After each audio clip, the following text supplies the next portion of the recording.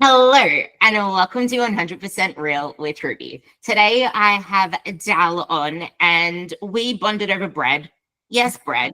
And something that we were just speaking about before this was that it is as simple as calories in, calories out. However, it's also not as simple as calories in, calories out, because if it was as simple as that, we wouldn't be struggling. We wouldn't have a multi-million-dollar industry that is preying on you by claiming it's your cortisol, it's your hormones, it's menopause, it's this, it's that. And I was ranting my brain off to her before this call on the fact that I said that 1,500 calories is not your maintenance. And I had so many people come at me saying, if I eat anything more than that, I gain. You can't just determine this based off a simple post or just talking to someone or just whatever. I'm like, actually, I can, because as simple as science is, our behaviors are not. And Dal lost a lot of weight. I'm going to let her tell her story, but she could easily say, and probably has said, that anything more than 1,500 calories, she gains weight, until she learned exactly what she was tracking. Because you can track how many times do you eat out in a day? I mean, in a week, in a month, because those very meals could be double the calories that you're putting into your calorie tracker. Like, all of this shit counts. And it's very easy to think that and believe that, because it feels so real, that anything over a certain amount, we gain weight and we can't lose weight because of this, that, and the other. But Dal, you tell me, you're the one who's lost a shit ton of weight. You know the Yeah, story. I've lost a whole person, A whole person, and a she's whole still eating person. bread. Yeah, and I'm still eating bread.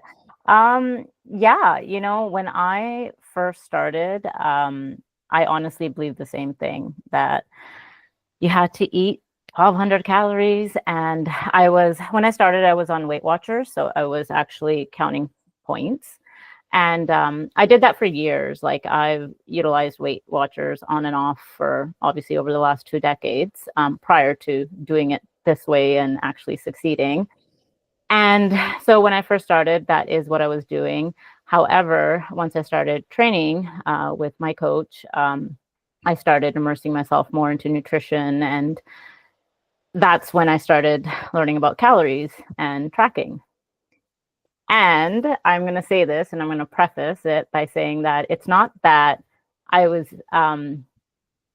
eating too much or too little. It's just that I guess I was eating too little, in the sense that I actually could have been eating more and still losing weight, which was shocking to me.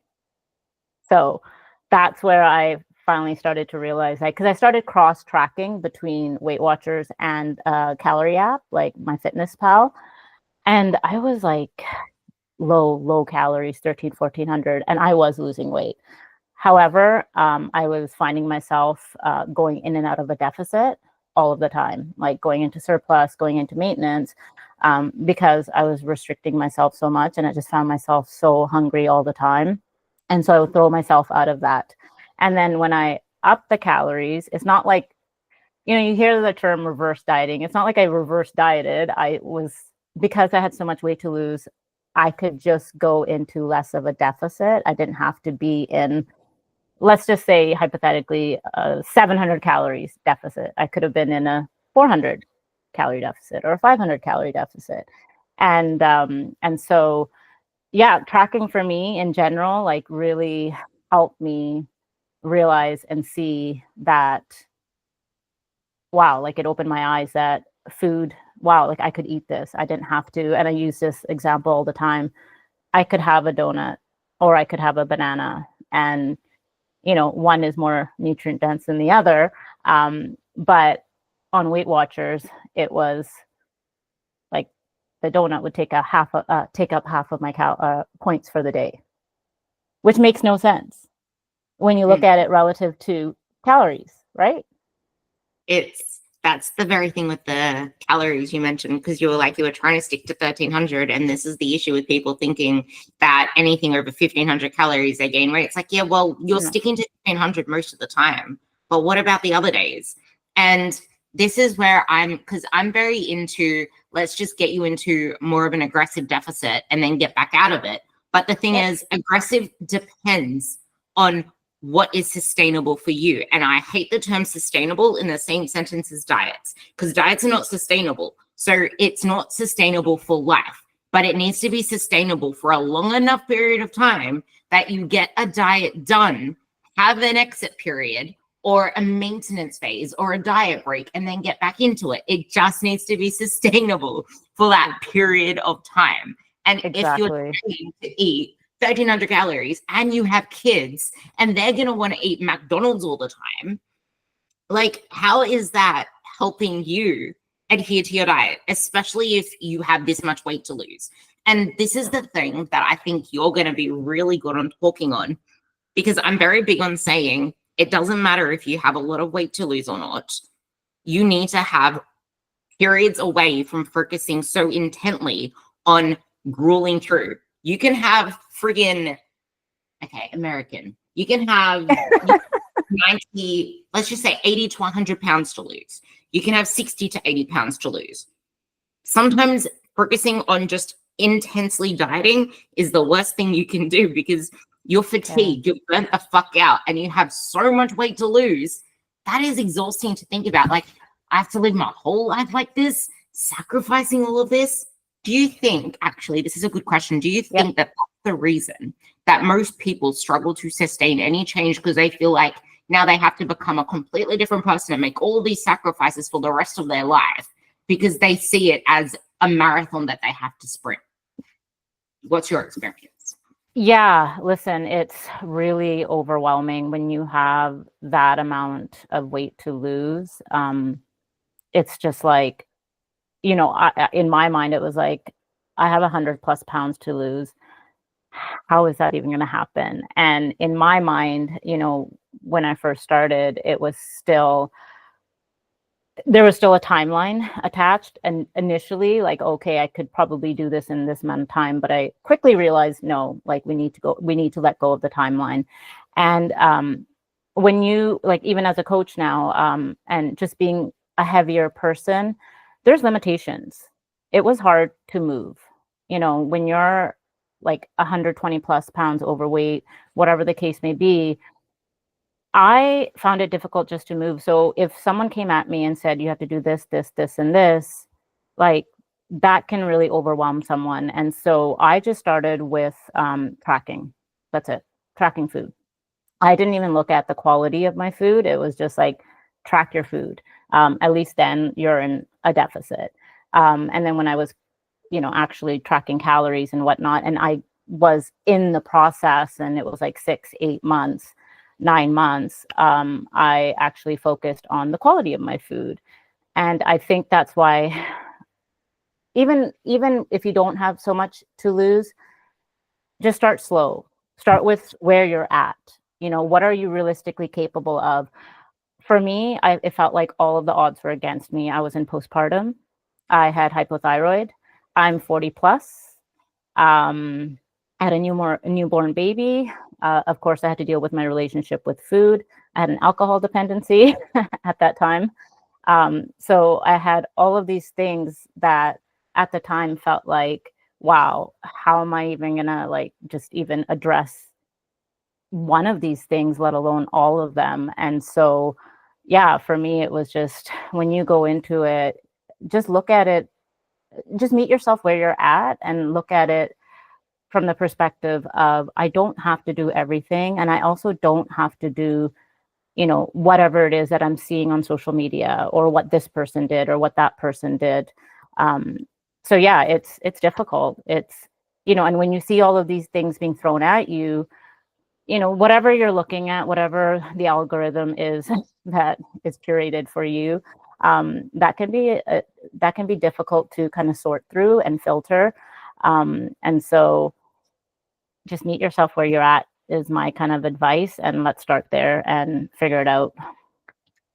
There's two things you said there before I want to go into something that I feel like will help the people that listen to my podcast that do have a lot more weight to lose, that find themselves spiraling because of their relationship with food and I guess their past experiences, because I have a particular client in mind as well that I feel like if I speak about her experience, you speaking to that sort of person is going to help so many people because I see so many like her.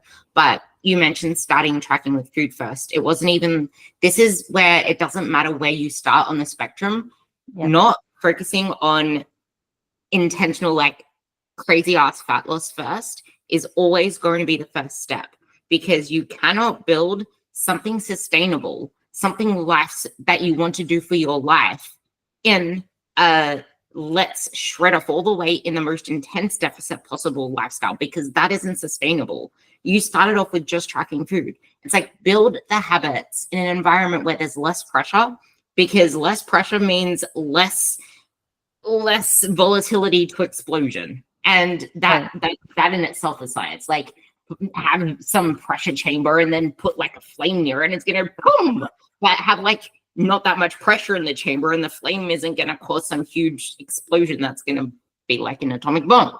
But yes, I mean algorithm, because there's amazing advice out there, but it's not amazing advice for you. Just like I'm going to hop on Stacey Sims again because she does my head in. Stacey Sims, oh, I'm a PhD. Yeah, but that's in athletes. That isn't for the majority of you. And a lot of her advice is damaging to the typical person who just needs like fasting cardio. If you're just going for a walk or a run in the morning and you're not an athlete, that is fine. But if you're underfueled, if you're trying to do too much cardio, too much training, then yes, that is going to cause a massive impact on the system. It's like, who are you talking to and where does this fit in and how does it fit in? Because the wrong advice can be lethal for some people. But the emotional for sure. Yep. Oh, yeah.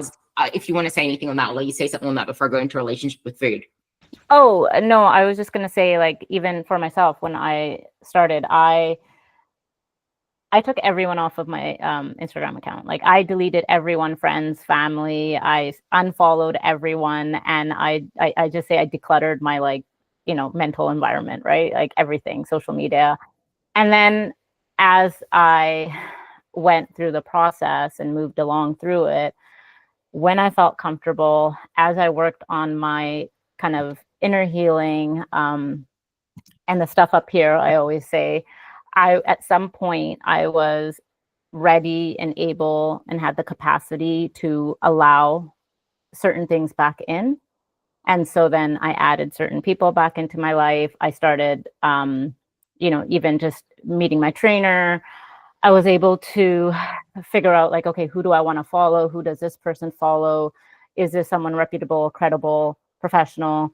And so I started curating my feed with the things that I now needed to see and wanted to see. And so it's just a huge part of it. And so if we're constantly overwhelming ourselves with all of this information coming at us from just different perspectives and whatnot, which is a good thing, but with so much misinformation out there, we have to stop and pause and ask ourselves, why am I seeing this stuff? Why am I seeing, oh, hey, try this? Why am I seeing like, hey, does this work? Like, even if you have a coach, hey, does this work? And ignoring, the boring basics, right? So we have to question. I want to go into this because this just reminded me of a post that you put up. I screenshotted it because I'm like, this is what I sent it to a couple of people because I'm like, this is what I keep saying to you. Like, this is what I say. There is a reason that certain posts stand out to you more than anything else. We are uncomfortable. We want change now. And we want to see proof when we're putting in such hard work. But very rarely are we going to see that proof come to fruition within the time frame that we expect it to. So we're more likely to sabotage ourselves with this very stuff.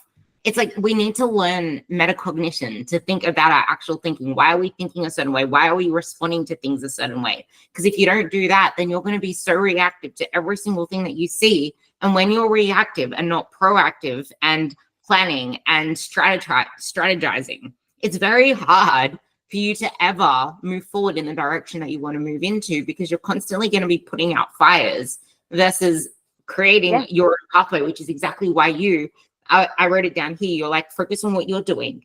gain momentum. And that's exactly what you did. And I feel like this feeds into working on your relationship with food and the emotional eats, because that was, it's like, why are you responding to things a certain way? What's going on around you? Are you stressed out? Are there certain things going on around in your life that make you feel more out of control? So you're trying to find something that makes you feel like, oh my God, I have control over something. I can like hone in on something, because I know that that's what I do with my work when there's crazy things going around. It's like, I used to do that with my body and criticize my body all the time. But now it's just like, no, zone into like, focus on this thing. It's like, we always find something that we want to cling to when everything else is out of control. But the emotions and the relationship with food, this particular client I'm thinking of, she had coaches that always cut out particular foods, said good foods, bad foods, this, that, and the other. You have to follow this meal plan only. So then I eventually got her onto a flexible meal plan. That's where we started with you must, the only must that was in there is you must eat dessert. No ifs, buts, or whatevers. It needs to be a dessert and it needs to have chocolate. Nothing else is a must except that, because she had, like, I could tell that she had it in her head. There was that thing. She was always eating cookies. So it's like, no, we're having this dessert, because then we can start to move you away from that fear from food, like certain foods. And then we did that. And then we moved into tracking. But because there was such restriction before, there's still this thing where we only now came to the conclusion, like almost a year later, that a lot of her actions around food, whether it's she's on or completely off or always overeating her food, is because she doesn't see the same timeline that you mentioned. Like, there's all this weight to lose. I feel like I have to be in this restriction forever. I can never allow myself to enjoy these things. I feel like that's still a thing in her head because she never had it before. But also because of that, it's like, well, if I can't be on the plan all the time, then I'm completely off. That was the way it was before. They're kind of the same thing. But I'm going to let you talk about your experience, talk about relationship with food and how you managed it for someone like her. Oh, wow. So, I've wrote about this before. I didn't even know what maintenance was. Like, had no clue, had never really lived in, quote unquote, true maintenance, but obviously maintenance varies and there's flexibility within that. But I didn't know what that was, because it was, one extreme or the other. So it was like just going all out, saying fuck it, throwing in the towel and just doing whatever. Or it was extreme exercise, extreme programs, restriction, you can't eat this. It's funny because when I was in that mode, it was like, no, you can't have bread. Okay, you can't have any types of carbs. You just want to have salad, chicken, this and that. And listen, whatever the reasons, diet culture, what we grew up with, all of these things obviously play a role, because there is a lack of education, as one of the variables that was at play. And so there was really no nutrition education except for what came from diet culture, what came from magazine society, what was around us, culture, all of that. And so all my life, it was just that or that. And then going through this process, even in the beginning, I didn't understand it. I didn't understand maintenance. I thought, just like you mentioned, that this is what I have to do forever until I reached my goal weight. Like, that was daunting.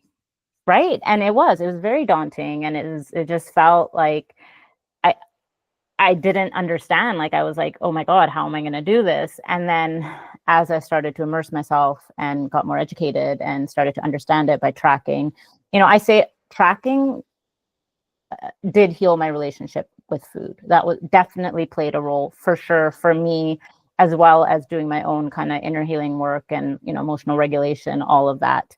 However, so when someone looks at my journey and they're like, oh, wow, it's been over 3 years, that's how long it's taken. I'm like, yeah, because I finally decided to take actual scheduled maintenance breaks, because I didn't want to be in a deficit for that long. Like, I wasn't comfortable. Like, was I fully comfortable where I was at? No, but I was content because I was working on my mindset. I was working on my inner healing. And so I was okay with being at, say, 180, whereas in the past, 180, I thought I was so fat and I hid from the world. How did you work through that? How did you stay in that phase? Because I do know people that obviously they still have weight to lose.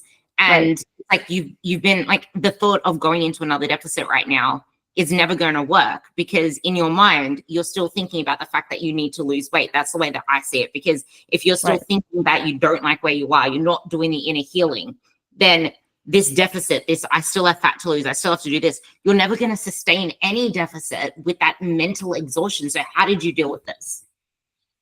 Oh, a lot of work. And I think one of the things in the past that I struggled with was actually communicating and sharing kind of my own struggles with anyone. I was very silent.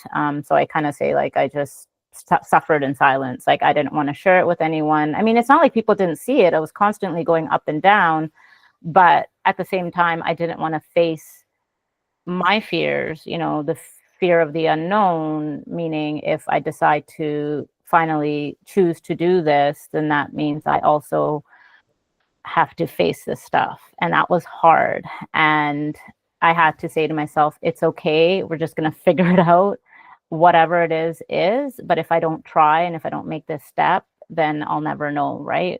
What's the worst that can happen? And so I sought out community support, accountability. I went to a counselor.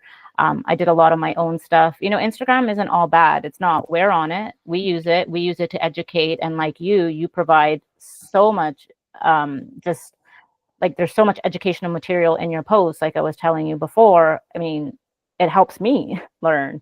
And there's so many great people out there that we learn from, and we can. And so now there's a lot of that, psychologists and stuff, again, making sure that they're reputable, professional, and all of that. And so I did a lot of my own healing, reading, all of that, but community support for sure. Well, when you say reading, I got a few questions, but first, when you say reading, what books would you recommend to people going through this? Because I can honestly think of so many people that find it so difficult to be okay with where they're at and let go of the fat loss mentality, even though they know deep down they still have fat to lose. That it's still fucking exhausting in the mind, knowing that you still have this journey to go. It's like going, like sprinting and not actually allowing yourself to go home and eat some food to then refuel yourself to go on the marathon again. It's just like sprinting and then staying on the road without going home. It's just like, no, I'm just going to stay on the road because I know that I have to run ahead anyway. I only just thought of this metaphor now. Thank you. Right. But this is brilliant. It's like you have this big ultra run. You're running on it and you need to go refuel and just spend some time at home before you finish the rest of it. But if you're staying on the track, you're not enjoying life outside of it. You're not bringing any meaning into this. You're not even working on what's going on in your head, because this is where it goes into you end up emotionally eating or going to other things because no one can deal with discomfort. Even I have ADHD. I clearly can't deal with discomfort. I need dopamine. But it's like until you can learn to regulate in some sort of way, which I found for me, I feel most regulated when I'm running or when I'm walking, because it's that left, right kind of that works the brain neurons. I don't know. It's just my way of doing it. Or there's music. I listen to like ADHD music. It's like finding your way of regulating is the most powerful thing. But I want to know this stuff, like what books, what helped you get through those periods to move away from it? What sort of healing? And then you mentioned if I don't focus on this stuff, like all that stuff that could help people. Right. Okay. So when I first started, there's a book for me personally that helped me, and it's called A Radical Awakening. And it's by Dr. Shafali. And it just, for me, it was like, question your beliefs. Why do you believe what you believe? Like this path that you've been on, who said it's so, right? Like we're born into this life, and I come from a culture that is, I don't know how to explain it, but like I'm a female, so females in my culture tend to be kind of like treated like second-class citizens. We're talking 40 years ago now, right? Does it still happen? Yeah, for sure. That's still there. And so it's kind of like you think you have free will, but you really don't, because this path is set out for you with the people around you, your parents' beliefs, the society's beliefs, all of that. And so the choices that you make, they're also impacted by for me, it was just like what was going on around me, what I experienced in my culture, in my family, and all of that. And so when I read that book, for me, it was just like, okay, it opened up my eyes. And alongside that, I also read Atomic Habits. So they kind of went hand in hand. And so those were two kind of influential books in the beginning for me. Another thing, what I didn't realize was that I was doing the work, like emotional regulation, because I was working on my parenting, changing up my parenting from kind of the traditional, how we've been raised, to more of connective, non-reactive, which meant that it's a me issue, right? It's my triggers. Like, it's not my kids, it's a me issue. So I need to figure out why I'm dysregulated. Like, why am I reacting like this? Why am I responding like this? And so that also meant that I had to do the inner work. I had to do the healing. And so whatever that means to like your audience, or, people that are struggling with these things, it may mean that you have to see someone like a professional psychologist, counselor, to dive deep, do a deep dive, and look at those kind of things. But it also means that you can do things like emotional regulation, like you said. You go for that run, or you listen to music, or grounding techniques. Currently I'm in Jeb's, Jeb, right? In his mentorship right now, and it's all about nervous system regulation, and how can we help others use those techniques and strategies to help them through these moments of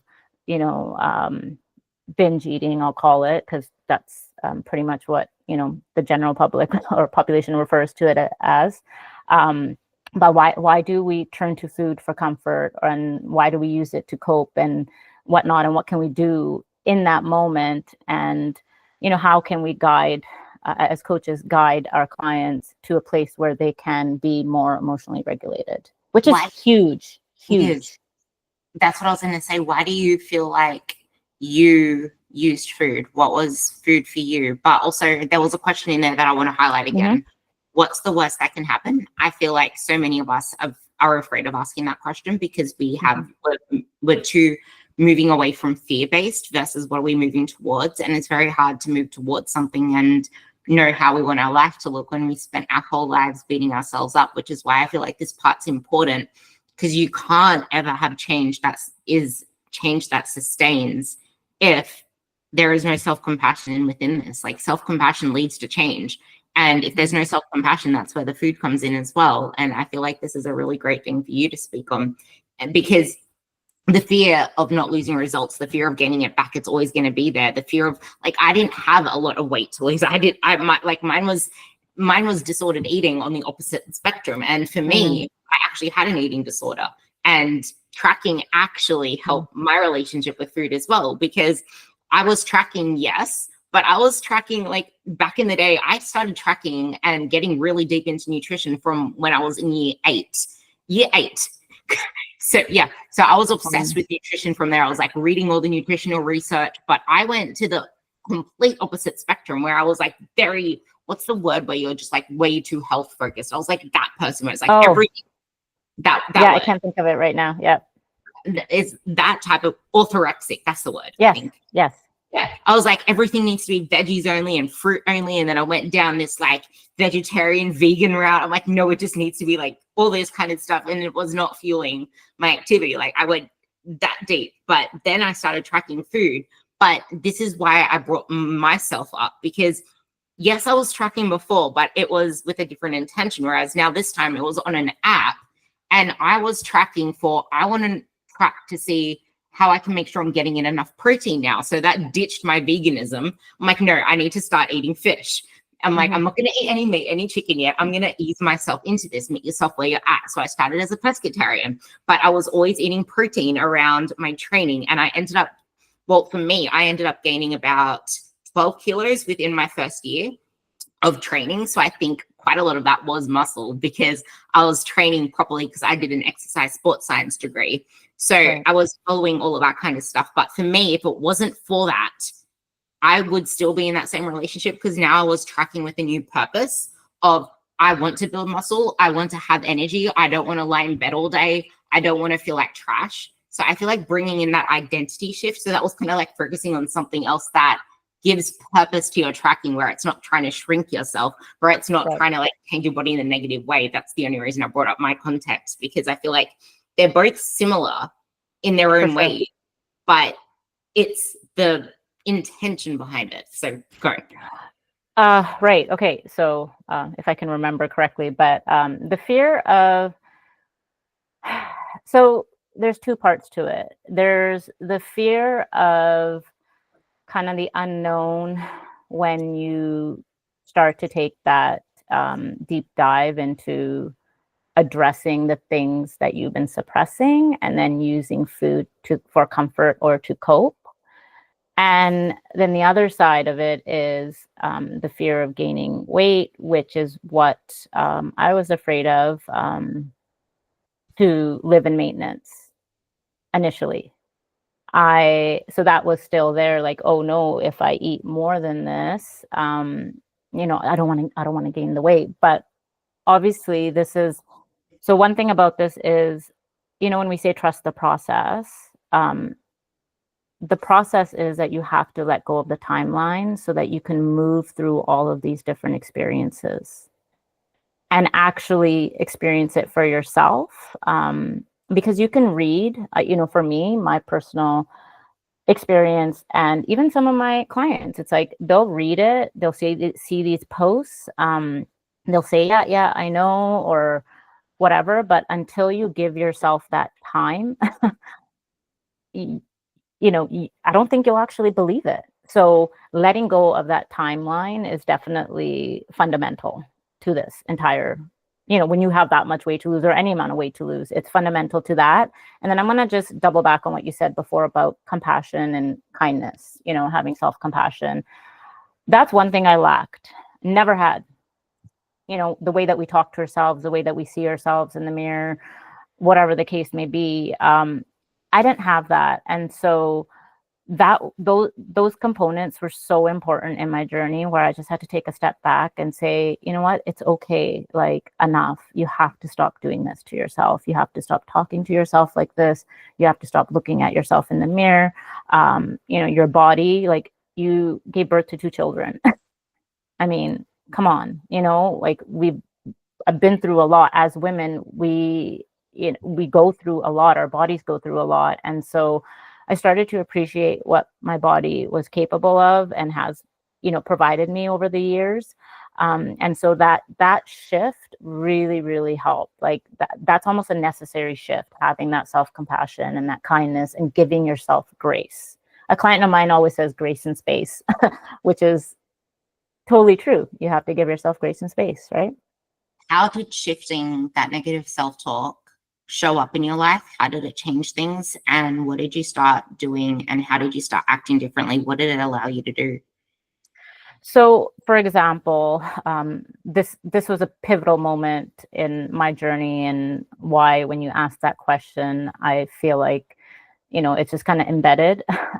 So initially, if my son was invited to a birthday party and it was at a pool, I remember this exact situation. I said, no, I can't make it. It had nothing to do with not being able to make it. It had everything to do with how I felt about myself and knowing how overweight I was. I didn't want to get into the pool with him.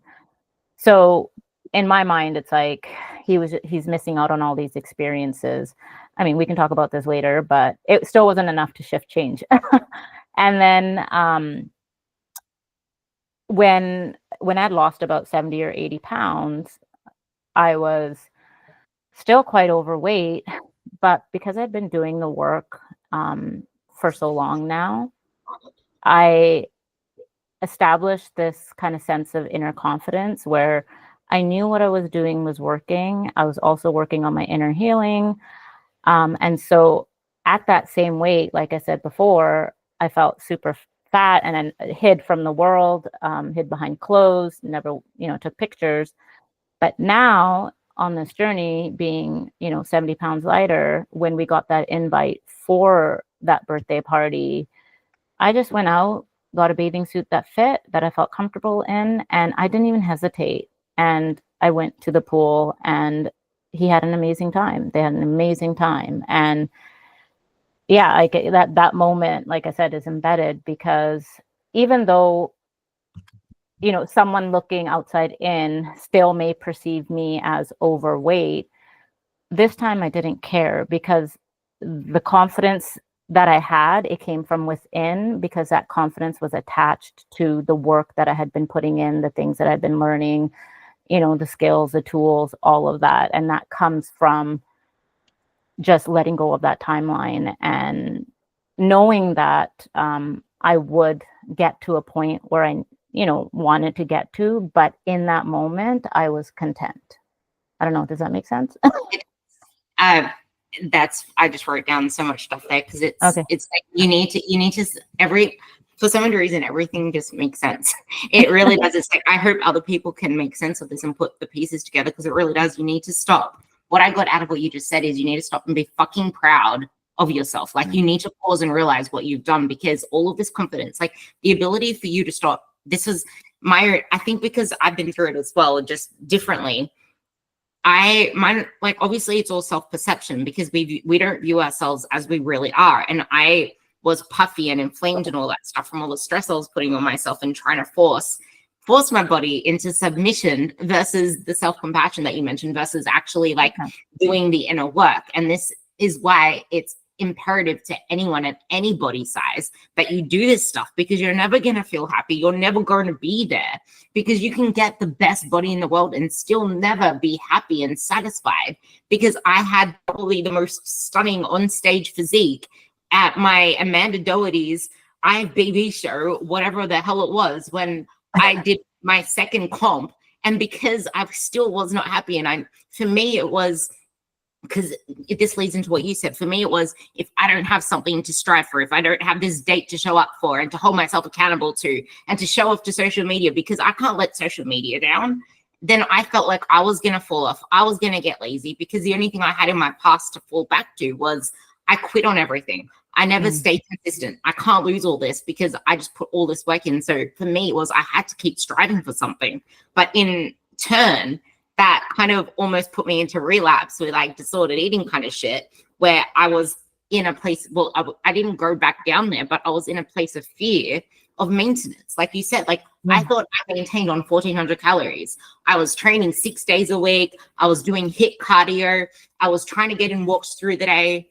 I was sleeping straight after my training sessions, which probably has to do with the fact that I wasn't maintaining because I was like, I'm a tiny person. If I'm spending any amount of my day sleeping, which was everything when I wasn't training or walking or doing cardio, then that's going to have an impact. Like, yeah, I was eating 1,400 calories because I've already known the discipline, the strictness. I wasn't overeating. I was undermoving. And that impacted so much. And this is what it's like the fear of maintenance. And the timeline, you mentioned the timeline and the fear of gaining. For me, it was, but I have to now deal with my relationship with food. And what if I overeat because my eating's already sporadic? I overeat at nighttime because I eat like a bird during the day, which I never admitted that before, but I ate like a bird during the day trying to save calories for nighttime. Like my food is so dysregulated. If I allow myself to eat more in the day, then I'm still going to eat too much at night. I don't trust myself, which is why I went full circle to say you need to trust yourself and you need to have a stack of proof. And I call it, I need to do a solo podcast on this. I just don't know how. So maybe you can give me some inspo.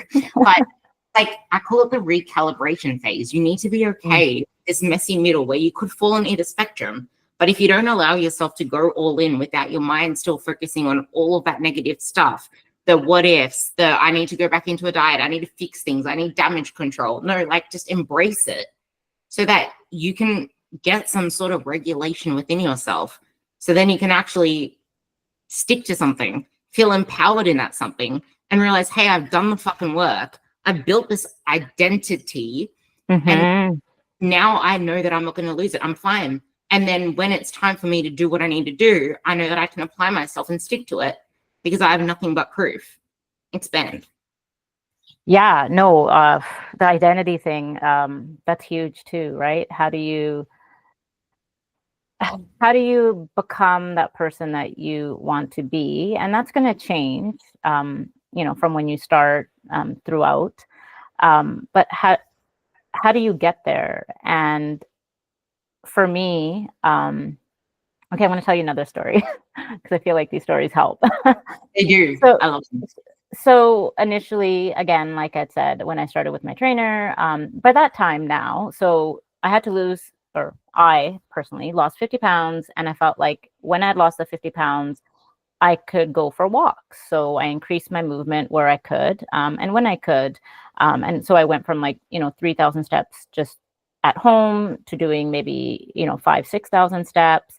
Now I was also training once or twice a week, which led up to maybe 3 times a week. But I'm still dealing with like lack of sleep and all these other issues, a child at home, COVID, all of that stuff. That was pre. But so I was driving to my training session one day, and in my head is like, I can't do this. Like, this is too much. I'm now tracking, I'm watching my nutrition, I'm walking, I'm doing these training sessions. This is a lot. And I felt overwhelmed, but in that moment, I had this kind of aha moment, and it's kind of like my personal mantra, but it's and professional. It's like, you know what? Fuck this. I am just going to work within the parameters of my life. Like, I can't look at all of this and say this is what I have just because I have to do this, this, and this, and this. And someone saying that this is what you should be doing doesn't mean that I need to. I need to do what works for me right now, what's realistically, what I'm capable of.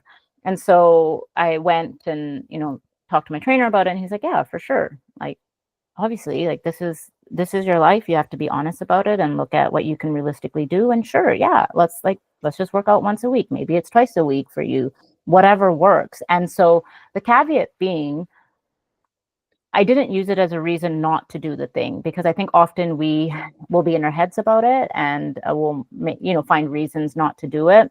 And so it was really like, no, I don't have the energy or the sleep, or my kids, they're young. And so I can't get a training session in fully. I need to break it up, whatever the case was. So sometimes I will focus on one thing. Sometimes it's a few things, and sometimes it's all things. And, just even today, like I'm still doing that. Like right now I'm only doing 2 full body workouts a week, and I'm okay with that. But I'm also okay with with my expectations, because I know my actions meet my expectations, right? So I don't know, does that kind of help? Like, that was my thing, and that's something that I've lived by, and I think is so important for even some of your clients that are listening, or your audience. So when you ask, like, when you have that much weight to lose, or amount of weight to lose, that is definitely one of the mantras that I definitely follow. It's like, just work within the parameters of your life, meet yourself where you're at, but be honest with yourself. I kind of feel like it doesn't even matter if it's a weight thing in itself. Yeah. I think just in general, no, it's what you just said is huge. Just in general, we always feel like there is so much to do all of the time. And there is so, like, especially building muscle, because building muscle takes a fuck ton of time. Like, any physique change that is what you see online is not a damn it's not a 6-week shred. It's not a 6-week program. Oh, look what my clients didn't see. No, it's not that stuff. Like, this shit takes so much time. And if you don't allow yourself, when you said that, the second that you said you went to talk to your trainer about this, you had to talk to your trainer about all of these things that were going on in your own head. We make mountains out of the smallest of things until we give ourselves permission that it's okay. It's almost like you had to voice it with your trainer to then be like, I just gave myself permission to do it. But it's almost like sometimes you need someone else to enable that permission, because you mentioned this yourself as a woman. As women, we put so much pressure, so many expectations on ourselves, all these shoulds. And we need to sometimes give ourselves permission to realize we don't need to figure it out all in one go. It doesn't need to happen all at once. Like, who says that it needs to happen that way? The more that you do that, the more critical you're going to be of yourself. And the more critical you are of yourself, how is that enabling any change? And how is that going to then, feeding back full circle to what I want you to go more into now that you spoke about that, how's that going to allow you to embrace the maintenance when you know that you still have more to go in whatever direction it is? We always feel like we still have more to go. How can we embrace this maintenance? Because no, 15 freaking 100 calories is not your maintenance. And unless you embrace it, then that goes back to the start of the conversation. Yeah. No, you definitely, I think you definitely have to, what do they call it? Nutrition periodization. Obviously, I mean, maintenance, same thing. Like, I understand that having gone through this now and with clients as well, like we actually just have, it comes back to compassion and giving ourselves grace and saying it's okay, like, and trusting yourself, right? Like, if you don't trust yourself, if you don't believe in yourself, and in order to do that, you obviously have to go through the process again, let go of the timeline. But when you can do that, it is much more manageable to live in maintenance. Don't get me wrong, it takes time. It's not like you're going to go into maintenance and just be like, yeah, I'm killing this. No, like, we're going to struggle. This is what I wanted to talk about as well. Um, Part of this is learning, right? Like, it's not like I'm not going to have another episode where I don't where, I never overeat again. Of course, like, it happens. It's happened throughout my journey and it's going to happen again. Um, but it's just coming to a point where you understand that it's okay, and you have self-awareness around it, and that, you're learning strategies and learning to regulate all of these things, as a part of that process. And so it takes time, and it's, one step at a time. It might be a little bit more than that. You might feel like what you perceive as you're failing, but you're not. You're learning. You take it as a learning opportunity. Maintenance is all about learning, right? It And is. and you learn all of these skills and how to utilize all of these tools. And if you're in different situations, if you're going to a wedding, vacation, eating out, well, if you're going to go back into a fat loss phase, you can take all that with you as well, vice versa. So maintenance for me is just a continuous learning process. So, and eventually, and in that period as well, you kind of let go of that pressure of having to lose weight or whatever your goals are. And so when that pressure is not there, maybe you can give more time to other things like your healing, um, things like that. I feel like unless you actually give yourself time to put time into other things, it's going to be very hard for you to sustain anything because Yeah. you're not living your life, and everything is going to become about your body. It's going to become about losing weight. And if there's no purpose to it, there's no meaning to it, then it's going to be a very shallow experience where you kind of, Mhm. it's like Goodhart's law, where the means of getting somewhere becomes the goal and you lose the actual goal itself. It's almost like that. The way that I learned about it was like this tennis ball analogy. It's like, the goal is to be as efficient as we can in fitting as many tennis balls as we can into like this tube. So what they did is they cut all the tennis balls in half and fit them all in there. It's like the Mm. weight, like if the actual goal itself meant that, well, we don't actually have any tennis, like, yeah, you fit more tennis balls in there, but they're not usable now because your whole pursuit of trying to maximize the goal completely took away from what the intention of that goal was. Because now the whole goal was so you have more tennis balls to play with. You can't play with tennis balls that are cut in half so that you can compact them into a thing. It's like, what are you actually doing this for? And are you still going to have that afterwards? Because if you're depleting yourself and hitting yourself there, and the whole goal is to change your life, feel happy, have energy, have relationships that mean something, you're not going to get to that place through self-shame, self-hate, through these No. methods where you're just forcing change. And it goes back to the whole food thing as well, the relationship with food, because that's the biggest part, because that's where you ended up where you were before. And it's like, that's what you had to deal with to come away from it. But I'm pretty sure Jeb says this as well. It's never the Mhm. relationship with food, because that should be neutral. Yep. The relationship with yourself that then shows up in food. And that's the way that I've seen it as well, because that's literally what it is. It's your relationship with yourself, your ability to deal with discomfort, to the way that you deal with your emotions, that just shows up in either food, alcohol, whatever it is. That's your way of outlets. And what did you find that could be helpful for people listening to this that have that negative relationship with food? Because there's always going to be that feel like Mm-hmm. you weren't happy in your body on the way down still, yet you still had to embrace maintenance without fucking it all off and worrying about, oh, but I'm just going to get lazy, I'm going to gain it back again.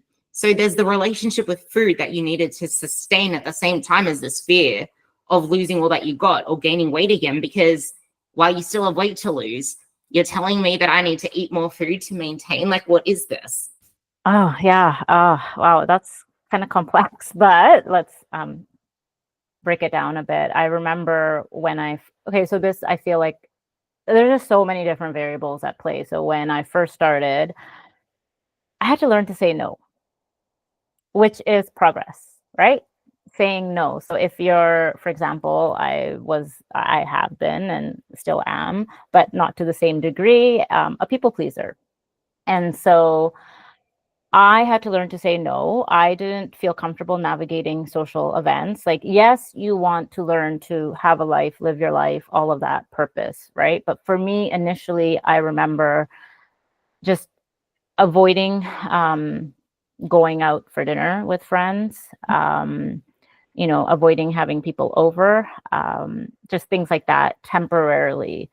And when I got more comfortable with tracking, I was able to, and like, again, the theme of this podcast is going to be letting go of the timeline, because as I moved through that process and develop those skills and different tools that I could pull from, like different toolboxes I could pull tools from, as far as like, say, eating out is concerned, how to navigate that, learning more about that, I became more comfortable with it, and I was able to, successfully get through like a dinner without having blown all my calories.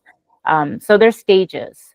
Can I just touch on that part there? Because that part is something that I actually realized the other day before, when I started out with my own coaching, like friggin' 11 years ago.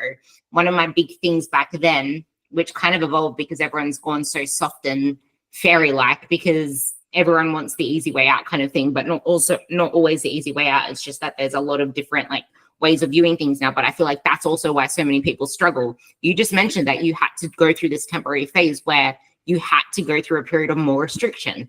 And my huge thing there, which actually led to the greatest success in clients back then, when there wasn't social media, before COVID, before everyone was putting their 2 cents online, I could actually do things the way that I got a lot of results. I'm like, no, things need to be strict to start with, until you realize how good it feels to feel good and to fuel yourself in a certain way. As soon as you start to build this confidence in yourself, you earn flexibility. But these days, it's like, no, you should be flexible because it should be sustainable. It's like, no, not at first. Like, you earn that sustainability by creating the habits, but it's hard to build habits in a volatile environment. Like, give yourself at least half a chance to have something a little bit more strict, develop some form of routine, develop some self-trust, develop patterns around saying no, all of these things. As soon as you build that within yourself, then you can actually trust yourself to be more flexible, because you know how good it feels. It's almost like when someone actually sticks to something strictly, and then all of a sudden they friggin' go out on holidays and eat shit. They realize, I hate feeling this way.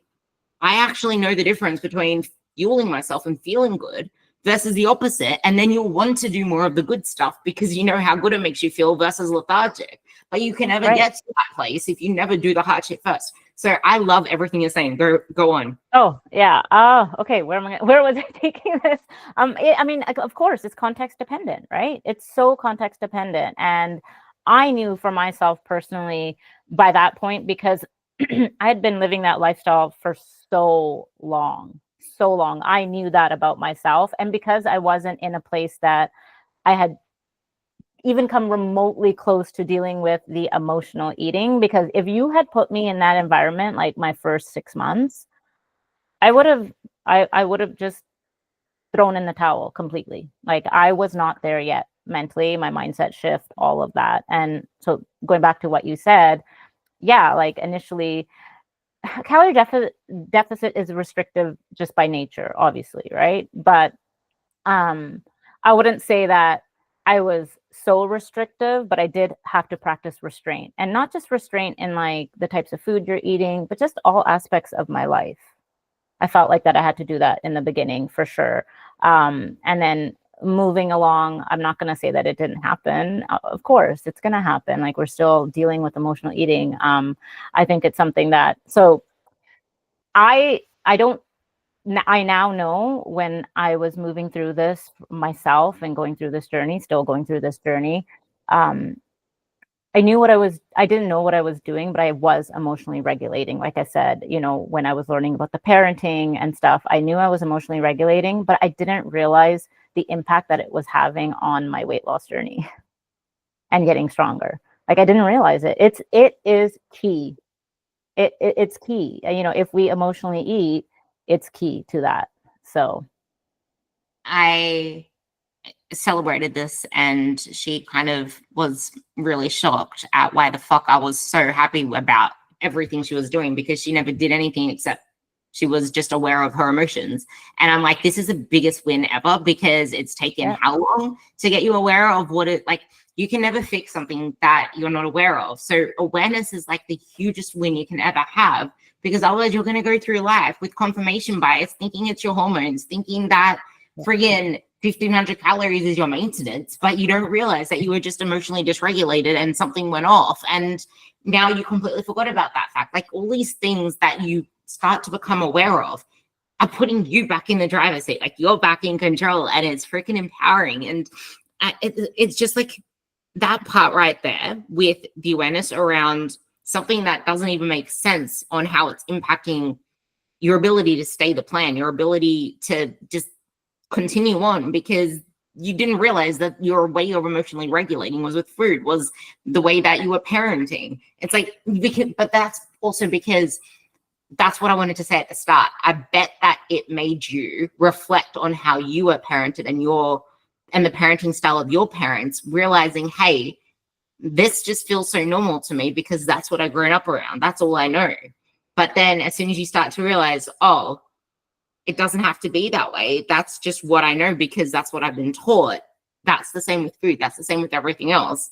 Is there anything that you want to kind of feed into more, kind of to tie that up? Yeah. So I say this, and I strongly believe this. So people ask me, so you see this, you hear people saying like, do it for your kids. Like, why can't you change for your kids? Don't you see what you're doing to your kids? Or, whatever the case may be. And that's not coming from a place of compassion necessarily all the time, because I've always wanted to do it for my kids. I tried doing it for many reasons. I tried doing it for people. I tried doing it for, whatever. And it never stuck. And inside, of course, I don't want my kids not to live the life that I want them to live. I don't want them to miss out on things, because of my insecurities, or my limitations, whether physical, emotional, mental, whatever the case may be. But it was never enough to, did it trigger change? Yes. But did that change last? No. It wasn't until I finally chose to do it for myself, not because my parents were saying it, not because, maybe my doctor was saying it. So I always say no one could influence me or force me. And so when I chose to do it for myself, at the time, it had to be for me. I had to make that decision, and that making that decision meant facing, my inner struggles and facing the things that I've been suppressing. That's what shifted everything. And now that I'm on the other side of it, my kids are, the days that I don't want to or I'm not feeling motivated, my kids are that motivator now. Of course they are, right? So it's easy for many to look at people struggling with weight and just say that they don't care, but they do care. Of course we care. Unlike other issues, say like alcoholism or, drug addiction, we wear it on our sleeves. We like on our body, our emotions, like we're wearing a bodysuit that's telling you that I'm struggling. There's something I'm suppressing, right? Like we don't just, we know you don't have to tell me that I'm fat or I'm overweight or that, I need to do something about it, or use a fear tactic or say that, this or that. It's very complicated, very complex.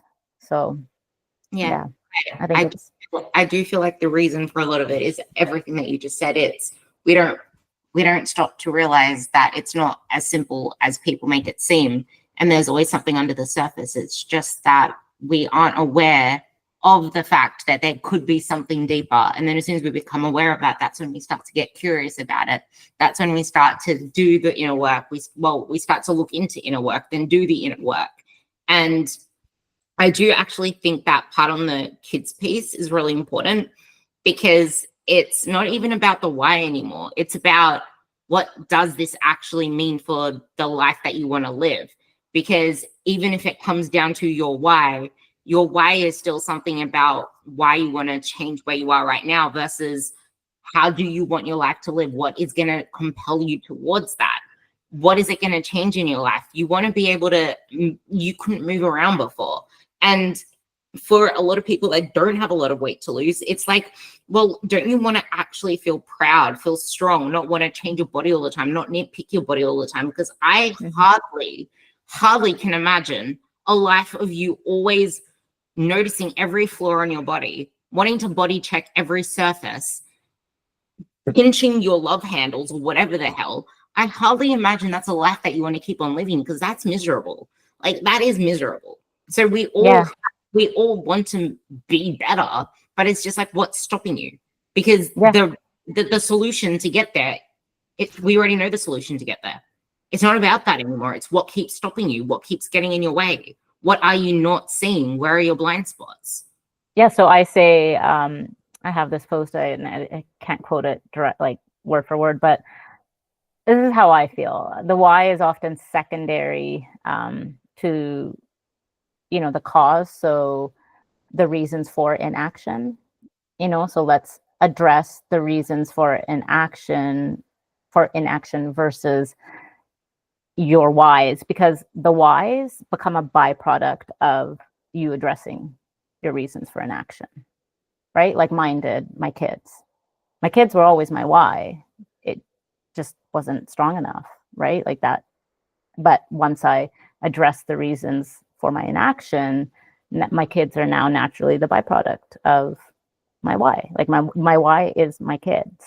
So yeah. Everything you do serves a purpose. Figure out what that purpose is, and then you unlock the gateway to your why.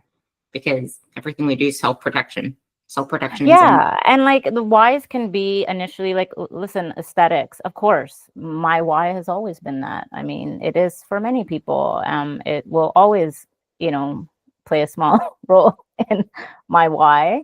But what's that deeper why? And when you address those reasons for inaction, those deeper whys also, they get implanted, right?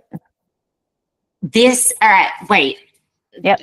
I'm like adding on to this again, but you just triggered something with a couple of clients that I know that listen to the podcast, that this relates to your work as well. Like, for those of you who are scared to not scared, but you feel like people pleasers. Most of us as women are people pleasers, but if you feel like you need to work, like you need to prove yourself to your superiors or whatever else it is, or you need to prove yourself as productive, or you keep working through all the time, you never take your breaks, that's going to show itself in food. It's like, yeah, okay, I didn't mean to bring up food here because I'm thinking of something else, but somehow food just came up. But it's going to actually show itself in food as well, like the cravings, because you're going to go to, because that's your only time for relief. Or it's like you're so go all the time that you're completely dysregulated. You're craving food without even realizing, or you're extremely well behaved at work, but then you just binge at home because now all of a sudden you can relax. But that wasn't what I was talking about. What I was talking about is your why, not your why, your reason for inaction, as in not acting on slowing down at work, taking breaks, being able to just like ease into work a little bit more versus have so much pressure to outperform everybody.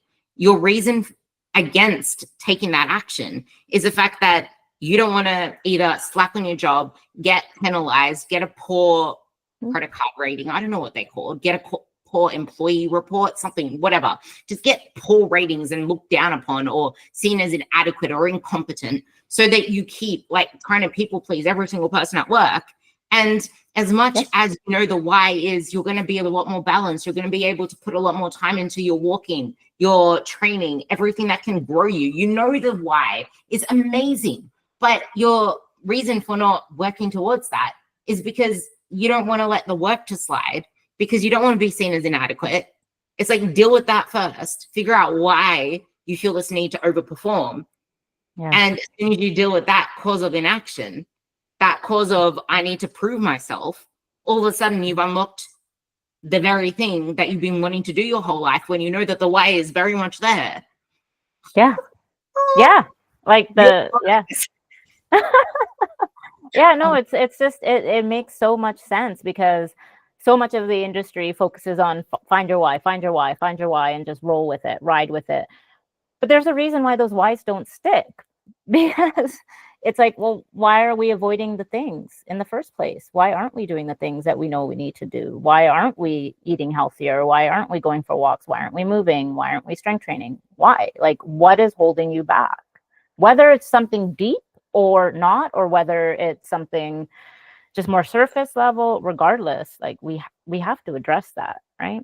So, and you said it, I mean, you gave a beautiful example there. So this isn't about timelines. That's the title of this damn podcast. The industry is big on finding your why, but your why will never stick unless you do this. yeah, I strongly believe that. So a lot of this is, and what I'm learning, and for me and for you, I can tell, you know, the coaching part of it, which might differ from, again, the industry standard, isn't just about numbers. Why I say this isn't just about check-ins with spreadsheets and, you know, numbers. It's about more than that. It's about meeting you where you're at. It's emotional regulation. It's helping you find those strategies and what works for you. And you know, that's why I'm in Jeb's program. It's just been so rewarding and so helpful. And, you know, he says it best, like, this is one aspect that's missing from a lot of coaching. It really is. It really is. I am so grateful for you coming on. Maybe like in a couple of months, I need to bring you back on again, because I honestly love conversations with people who are in it, because you're coming at it with real experience. And because this is the part of coaching that I miss pre-pandemic, because that's when I was a lot more connected to everyone on social media. I was having conversations, and as soon as I had a conversation with someone or I saw something online, it sparked like this freaking cascade of ADHD thoughts. But because everyone now is just coming at it with bullshit, I just want to throw rage at every post I see these days, because it's just cortisol this, cortisol that. It's like, no one's talking about actual experience that's going to help people move forward. You're just making people feel like their bodies are broken and they aren't in control of their actions. Or it's just like, no, like, let's talk about experience. Let's talk about what moves in. Let's talk about you as a fucking human. Like, connection, right? You said it, connection. Like, that's where it needs to be, and we're lacking that. And you know, and I don't talk a lot about, you know, cortisol, this, that, like just the basics, eat your protein, blah, blah, blah, because I don't think it's about that as much as it is about being regulated, the emotional regulation, you know, the nervous system, and, you know, the root cause of emotional eating. Of course, you know, some of the stuff is going to be outside of our scope, but most of it, it's just like, yeah, let's just figure out some strategies. What can you do in this moment? Help you understand, become aware, and be in that moment where you can say, okay, this is what's going on. This is the state that I'm in.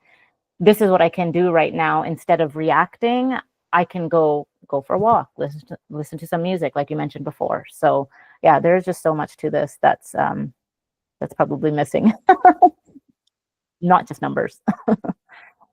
Yeah, that's exactly it. And I wish that more people spoke about this stuff as from true experiences, instead of just trying to, but there's so many people online, you have to say something that stands out, and it's ridiculous. But this just ties circle, which ties up this very podcast with the very thing that Dal said at the start. Curate your social media, focus on your own lane, get a damn coach and get them to call the shots. Like, actually allow them to call, but get a good coach first. Like, actually get a good coach.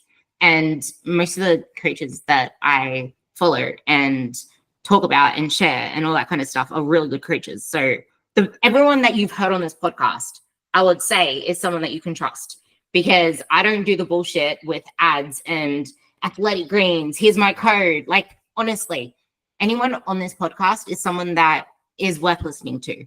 And once you can figure out who to block out, you'll stop thinking that your body is broken, which I hate saying because it sounds like freaking ChatGPT. So I can't think of another way to say it. That doesn't sound like I'm talking AI bullshit, but you'll stop thinking that that still sounds like ChatGPT. You'll feel like you're in control of your body again versus your body is in control of you, because you're the one in the driver's seat. You can change the trajectory, but first you need to have that level of awareness. You need to figure out what is actually stopping you from taking the action. Like, who cares about your why right now? Because that doesn't matter. You can have the strongest why in the world, but you're never going to do the thing that you really want to do. Like, it's not a matter of consistency. It's why just be consistent. Oh, you're not losing weight because you're not consistent. Well, no fucking shit. Why aren't you consistent? Let's start there. Yeah. Yes. I actually like that as the ending. So let's start there. Why aren't you consistent? Because we know that is why you're not getting results. Figure out why. Figure out what it is you need to address. And the rest is a byproduct. Thank you for coming on it. Okay. You guys will, you'll hear me next podcast. And I hope you reach out to Dal. And if you're struggling with any of those issues, if you're struggling with maintenance, if you're struggling with identity change, if you want a book recommendation or a podcast recommendation that she listened to or an ebook or whatever, just reach out to her, ask her. I'll let you say your Instagram handle so people can look for it in case they don't check the description, because sometimes I don't myself. But what's your Instagram handle? Oh, it's simple. Just Nutrition Coaching by Dal, DAL. There you go. Go reach out to her. Give my podcast a 5-star rating. I still want to get to that 100 mark, which is my goal. And I'll be very grateful. I love you guys. And you will hear me, see me on the next podcast.